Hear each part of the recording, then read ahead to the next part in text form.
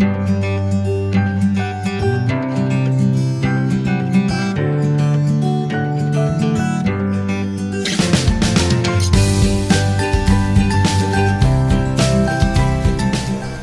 datang adik-adik di channel Yuk Belajar IPA bersama Kak Rizal.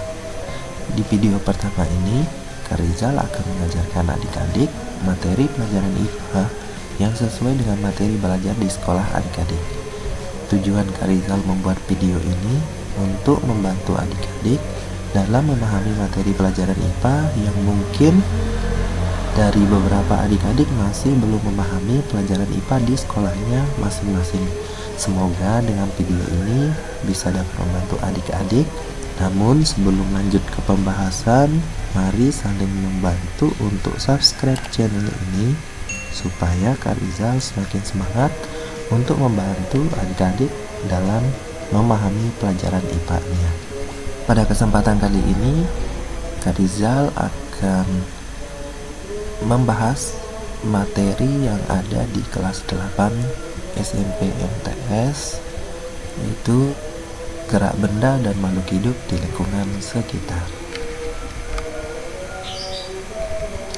Yang pertama kita perlu paham adalah konsep gerak, di mana setiap benda bergerak akan melalui suatu lintasan tertentu, dapat berupa lintasan lurus, melingkar, ataupun tidak beraturan.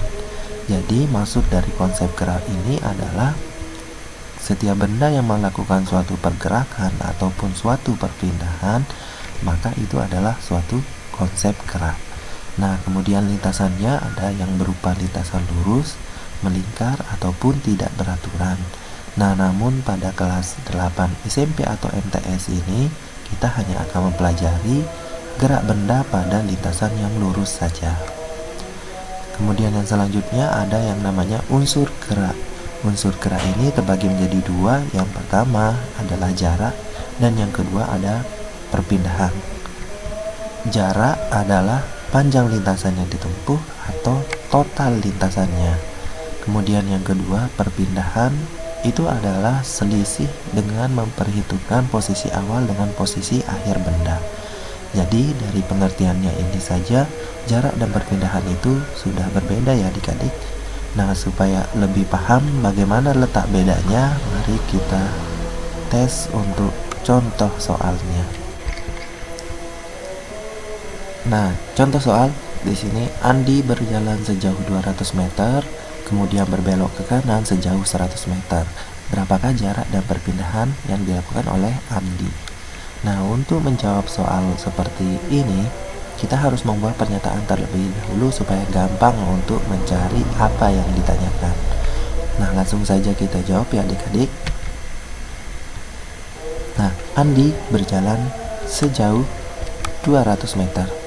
Kemudian dia berbelok ke kanan sejauh 100 meter. Nah, tugas kita adalah mencari jarak dan juga perpindahan Andi. Nah, untuk jarak tadi sudah disebutkan, jarak itu adalah panjang lintasan yang ditempuh. Jadi, kalau kita lihat dari sini, Andi dia berjalan 200 meter. Nah, jadi langsung kita tulis 200 meter dan kemudian dia berbelok ke kanan 100 meter. Tinggal ditambahkan saja 100 meter. Jadi, 200 meter ditambah 100 meter sama dengan 300 meter. Itu sudah kita dapat jarak yang ditempuh oleh Andi. Kemudian untuk yang perpindahan, tadi perpindahan adalah selisih yang dengan memperhitungkan posisi awal sama posisi akhir bendanya. Nah, kemudian perpindahan langsung kita sebut. Nah, selisih awal ini yang kita lihat sama posisi akhirnya. Nah, kalau sudah seperti ini tinggal kita tarik garis singgungnya supaya paham mana yang perpindahan sama jaraknya. Nah, langsung saja ditulis untuk perpindahannya 200 meter dikurangi 100 meter sama dengan 100 meter. Jadi di sini sudah kita temukan jarak yang ditempuh oleh Andi itu adalah 300 meter dan perpindahannya adalah 100 meter.